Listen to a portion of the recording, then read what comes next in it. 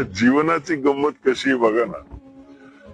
एकदा एसटी मध्ये बसलो, कंडक्टरला 100 रुपये दिले, 80 रुपयाचं त्यानं तिकीट दिलं आणि सुट्टे पैसे नसल्यामुळे 20 रुपये नंतर देईन असं म्हणाल.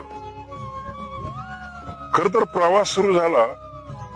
मला खिडकीजवळ जागा होती, खूप सुंदर वातावरण बाहेर होत, पण माझं काही मनच लागेना. माझं सार लक्ष होतं की कंडक्टर आपले 20 रुपये कधी देतो. आणि हा विचार करता करता जेव्हा माझं स्टेशन आलं, तेव्हा मी 20 रुपये न घेताच गाडीतून खाली उतरलो. आणि नंतर लक्षात आलं, अरे आपण पैसे विसरलो. जीवनाचं तसंच आहे. आपल्याला सगळ्या गोष्टी अनुकूल असतात, तरी आपण नाही त्या गोष्टीचा विचार करत बसतो.